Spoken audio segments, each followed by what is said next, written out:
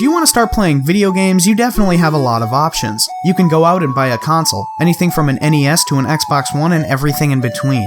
You can go out and dump anywhere from a few $100 to a few $1,000 on a shiny new gaming PC. You could even be content with Angry Birds on your phone. And that's the thing that all video gamers, whether they play on a console, PC, or whatever else, can appreciate about video games. They are incredibly versatile. I can go from sitting in the living room with my Xbox One to moving into a chair in front of my PC without breaking a sweat, switching from a controller to a keyboard and mouse effortlessly. I could go lie in bed with a controller playing PC or console games, or forget gaming boxes altogether and opt for something like a 3DS, PS Vita, Nvidia Shield, or even just a regular phone. Games are quite literally everywhere that an electronic can be found, and their inclusivity and versatility means that anybody could pick up a controller, mouse, phone, or handheld. Having all of these devices in one home would be ideal, however, due to some obvious constraints such as your budget and electric bill, that may not be feasible for you. So, a lot of people like to pick sides and fight. It's what brought us the console war, starting all the way back with Sega and Nintendo to the current day. So if you're going to pick a gaming platform of your choosing, it's best to be wise and look at what you really want. Do you want MOBAs, or do you want console exclusives? Do you want ultimate customization, or do you want a gaming box that requires almost no maintenance? What platform do your friends play on? Do you prefer a controller or a keyboard and mouse? All of these are essential questions to ask yourself in determining what you want your platform of choice to be. In this video, I'll be looking exclusively at PC gaming and list out the pros and cons and see if it might be right for you. I'm going to try to do this with the utmost objectivity and nuance and let you, the viewer, decide what you really desire. I said earlier that an essential question to ask yourself before you pick up a PC or console is if you prefer a controller or keyboard and mouse. While it has some impact on your choice, it may not. Most PC games have great compatibility with PS3, Xbox 360, PS4, and Xbox One controllers, plus you can pick up gamepads made specifically for PCs. Meanwhile, if you want to be able to use a keyboard and mouse on your console, you'll need an adapter that can actually be quite pricey. Or if you're thinking of getting an Xbox One, you're going to either have to get that adapter like I just said, or wait for eventual keyboard and mouse support. Who knows though, by the time you're watching this video, the Xbox One could have had this support for a very long time, so go ahead and check. However, even if you do get a controller, you will still have to use a keyboard and mouse to navigate Windows if you want to get anything done. It's just kind of the layout and design of the OS, unless of course you get something like the Steam controller, which has a touchpad. Another thing to keep in mind is how much room you actually have. Unless if you want to go with an expensive and less upgradable mini ITX or small micro ATX PC, you're going to need enough room to keep a mid-tower, and also give it half-decent ventilation. The desk I own actually limited the size of my first PC chassis, so I had to measure the width of the little area where I'd be putting my PC in order to guarantee total compatibility with my PC case and desk. Believe it or not, a lot of cases actually wouldn't fit in this little area that my PC currently calls home, so that's where a smaller console might come in handy. But then again, mini ITX is getting cheaper by the day, so it's not completely out of the question for budget builders with little room to spare.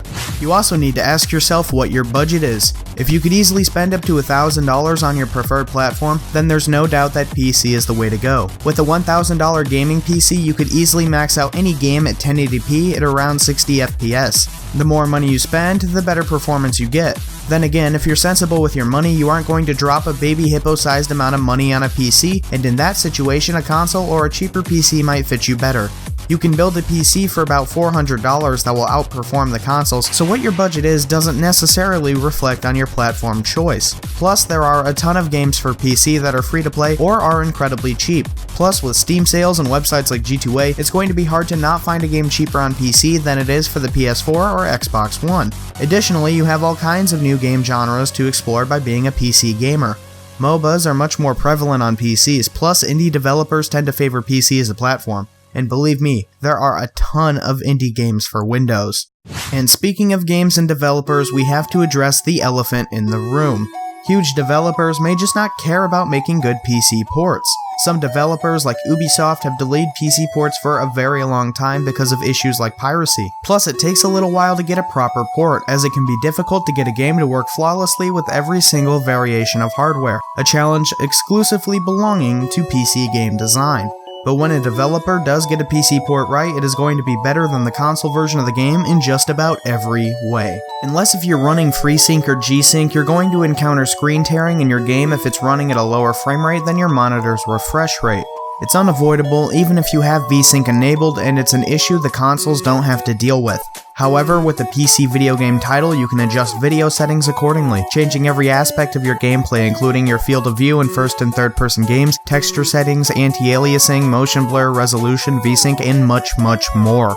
There is no doubt that more expensive PCs can power game titles at higher resolutions with fancier graphics and at higher frame rates than their console brethren, but even for someone with a lower-end PC, this ability to customize video settings so extensively may appeal to them, so that they can find their sweet spot between good graphics and an acceptable frame rate.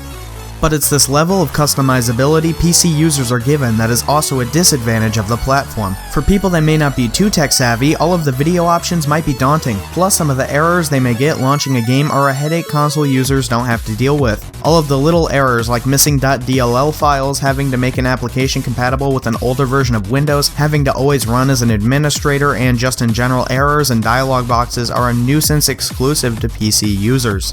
Luckily, there's almost always a fix for any issue you may encounter, but it could take a fair amount of research to pinpoint what exactly is going on. When I first built my PC, it took me a few weeks to figure out why my entire OS would freeze after booting. He froze up again. Try Control-Alt-Delete. The fix was fairly simple. I just had to do some 5-minute tinkering in my BIOS and inside Windows, but it took me ages and lots of help from the internet for me to finally fix an issue so basic. It may also be daunting to some people to build a PC. I know for me that it was incredibly intimidating, and I even feared some of my parts may have been damaged on arrival. Hindsight is 20/20 though, and in retrospect I would say the actual process of assembling the parts of a PC together is fairly simple and straightforward. Gaming on PC isn't all peachy with the high frame rates and resolutions. You may have trouble finding servers inside games, and especially on older or abandoned titles, may encounter rampant cheating and hacking. Definitely not fun. It may seem like I'm painting PC gaming in a negative light, but that's not my intention. I love playing games on my computer and in general just love having a computer for other reasons, such as word processing, web browsing, and video, image, and audio editing. It's not too hard to pick up a controller and plug it into your PC if you want, but you also have native keyboard and mouse support if you prefer that. One of the biggest advantages of PC gaming is how inclusive it is and how customizable everything is. This is almost kind of like the Android versus iOS debate. The former is a complicated operating system that can allow users to really dig deep into system settings and fine-tune their devices, and iOS is a uniform experience across all devices, and the defaults work just fine. No one software is better than the other, as people prefer both of them for different use case scenarios. At the end of the day, it may come down to whether people like having their gaming sessions remain a casual hobby or part of something that they can be proud to say they built with their own hands. It may come down to game exclusives or even what platform all of their friends play on. Are you going to be the guy who buys a car and drives it places without a second thought, or that person who transformed their car into a hobby by constantly working on it and tinkering with it for maximum efficiency and performance? Everybody has different hobbies, tastes, and preferences, and there's nothing wrong with that. You don't need a PC just to get better graphics, nor do you need a console to just play with a controller. At the end of the day, just try and find the platform that will best suit you. Why don't you guys tell me in the comments below what your preferred platform is? Hopefully there are no flame wars and it can be kept respectful. Also, why do you like the platform you chose? Don't forget to share this video, give it a thumbs up, and subscribe to UndiscoveredPixel so you know when we make more videos. Thanks for watching.